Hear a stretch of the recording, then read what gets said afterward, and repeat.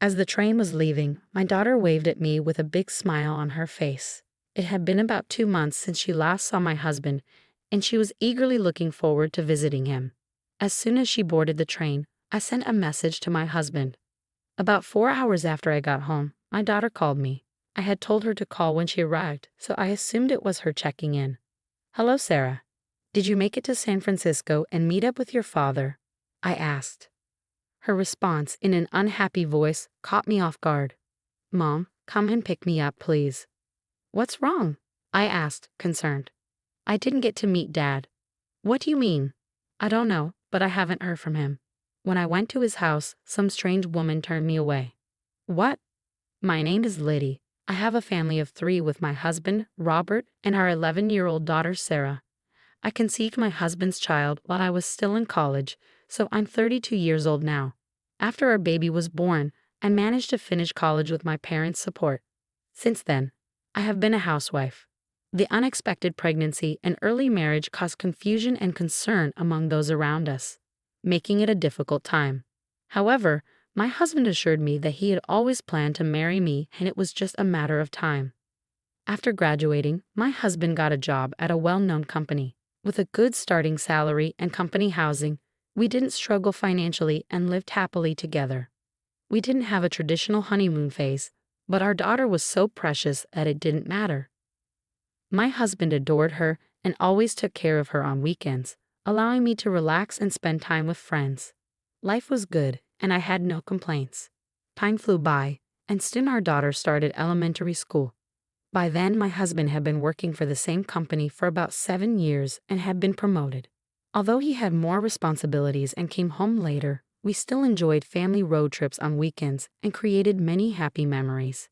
I believed these joyful times would continue for a long time. However, one day, my husband's company decided to transfer him. Despite having a family, our daughter was already 11 years old, and he could no longer refuse the transfer due to her age. Moreover, this new assignment was crucial for his career, and his future promotions depended on it. Since the company had many replacements for him, this relocation was unavoidable for his advancement. With our daughter soon entering junior high and high school and the expenses that come with it, I had to support his transfer for his career growth. The assignment was supposed to last about 6 months, which seemed manageable. However, my daughter was worried about being away from her father. My husband reassured her that he would call every day and visit on weekends to keep her from feeling lonely. Even though she was sad about not seeing her dad as often, my daughter accepted it. We saw him off with smiles, and a few days later, he called us on video, spending a lot of time talking with our daughter. He made sure to call before she even missed him, leaving me to wonder which one of them was the child. Seeing my husband and daughter talking on the phone is so heartwarming. I could tell they were getting along well with each other. On the first weekend, he was too busy to come home, but the next week, he made time and came back on a Friday. I'm grateful to my husband for prioritizing our family amidst his hard work. My daughter was thrilled to have dinner with her father after so long. However, about 2 months after his new life started, his behavior began to change. He used to call our daughter every 3 days, but the frequency of these calls decreased until he stopped calling altogether. I knew he was busy with work, living alone, and handling all the house chores. I assumed once he got used to the new workplace, he'd have more chances to go out for drinks with his colleagues. I didn't want to pressure him, so I didn't urge him to contact us. Despite understanding his busy schedule, my husband rarely contacted me anymore. He also visited less frequently. I explained to my daughter that her father was busy, but I could see she was grieving, even if she didn't express it. This wasn't a good situation. Knowing he was swamped with work, I asked my husband to call her, even if just for 5 minutes. Our daughter always seemed somewhat lonely at home. My husband apologized but didn't call Sarah. Her birthday was coming up on Saturday.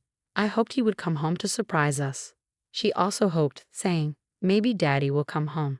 But on her birthday, my husband didn't come home, nor did he call to wish her a happy birthday. My daughter was deeply disappointed. Furious, I called my husband several times and left messages. Lately, he hadn't been picking up my calls or returning them. After about the 5th call, he finally answered. "What's wrong?" "You've been calling a lot," he said. "What are you doing? It was Sarah's birthday today. It's Saturday and you didn't come home or even call to wish her a happy birthday." Oh, I'm sorry. I'm really sorry about that. Sarah hadn't seen you in a long time. She was expecting you for her birthday. Tell her I'm really sorry and that I wish her a happy birthday. No matter what I said, he just apologized. Frustrated, I hung up. As I did, my anger flared up again. I sent him a message. Please think about your daughter and take better care of her. You may be busy, but you are being too disrespectful. His only response was, I understand. I'm sorry. There was no improvement after that. Another month passed, and my daughter went on summer vacation. She told me that if her father couldn't come, she would go to meet him. She had been saying this every day since summer vacation started. I decided to take the opportunity and let her visit my husband alone. She was enthusiastic about experiencing something new. We live in Los Angeles, and my husband is currently in San Francisco. She could get there by train. I would drive her to the station and my husband would pick her up at the other end. My husband agreed to the plan. Now my daughter could finally see her father for the first time in a long while. On Saturday, I saw her off and went home. She waved at me with a big smile as the train was leaving. It had been 2 months since she last saw her father, so she must have been really looking forward to it. I sent a message to my husband just as my daughter got on the train. About 4 hours after I got home, I received a call from my daughter. It was around noon, and she had boarded the train early in the morning. She must have met up with my husband and had lunch before calling me. I had told her to call me when she arrived, so I assumed she was checking in. Hello, Sarah. Did you make it to San Francisco and meet up with your father? To my surprise, she responded in an unhappy voice, Mom, pick me up right now, please. What? What's wrong? I didn't see Daddy. What do you mean? I don't know, but I haven't heard from him. When I went to his house, some strange woman turned me away. What? I was in shock but knew I had to pick up my daughter as soon as possible. Where are you? I asked. I'm back at San Francisco Station. I'm going into a fast food restaurant to wait. I got into the car and headed for the station, quickly buying a ticket and boarding the next train to San Francisco. When I finally arrived, my daughter looked at me, tears welling up in her eyes. We went to a nearby cafe, and to lift her spirits, I ordered the famous pancakes from the area. Her face lit up a little when the pancakes arrived, and she seemed to enjoy them, looking a bit calmer. Then, I asked her what happened. According to her, she couldn't reach my husband when she arrived at the San Francisco station. After waiting for about 30 minutes with no sign of him, she decided to take matters into her own hands and go to his house by herself.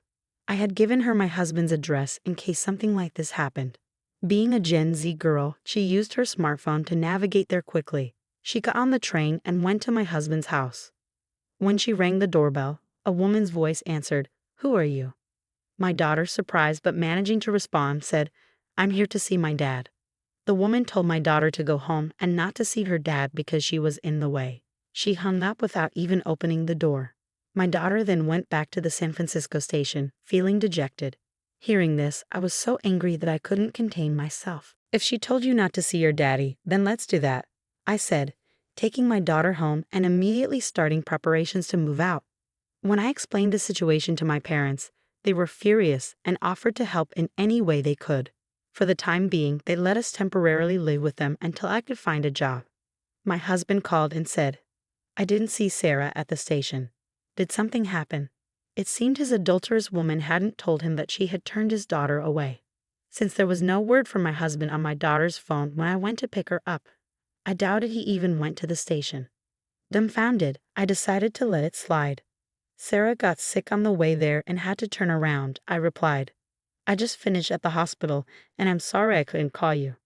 I see, I understand, he responded. I ended the exchange by saying I would call again if anything else happened.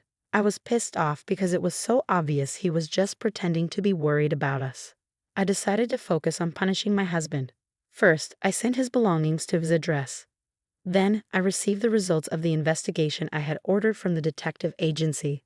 I sent proof of his affair along with a certified letter to his workplace. A few days later, everything must have arrived because my husband called me like a demon. What are you doing? He demanded. Huh? I just thought I'd let you all know what you've been up to, I said. You've got to be kidding me. We're in the middle of a big problem here. Of course we are. That's what I was trying to do. And I can't believe you're sending me my belongings here. I don't need your stuff, and I don't pay rent anymore. What? Sarah and I moved out of that apartment. Oh, you left that rental apartment. When did you leave? About a month ago. What? Then no one lived there for a month and we still had to pay the rent. Well, that's true, but it's in your name, so it's none of my business. No. You're about to be 2 months behind on your rent and get evicted. Is that why I've been getting calls from an unknown number lately? We'll be in trouble if we lose that apartment. Why don't we just continue to live in San Francisco? You sent a certified letter to the company. I'm in big trouble because they found out about my affair. They're going to call a replacement from headquarters and move me back to Los Angeles. If you send me all this stuff, it will be hard for me to go back to Los Angeles, especially without a home there. I almost laughed because the plan worked better than I had anticipated. But then I calmed myself and said, you've hurt Sarah and me so much that you're going to have to pay the price. And it's not over yet. I'm going to demand a divorce, alimony, and child support. Oh no, let's just go through the lawyers and get this over with, I said, hanging up the phone. After that, I hired a lawyer and everything proceeded as I had declared. The divorce was finalized without incident and alimony was claimed against my ex-husband and his mistress. I also asked for child support from my ex-husband. The unprecedented incident of my husband returning from a transfer because of his affair made him the target of laughter within the company. Female employees gave him mean looks, and he could no longer expect a promotion. But he couldn't quit because he had to pay alimony and child support. He must feel ashamed of himself. My daughter became disillusioned with her father, and when he apologized and said he wanted to see her, she refused. He really deserved it. I was able to find a job, and my daughter and I now live happily together in an apartment. I'm working hard to support her and watch her grow up.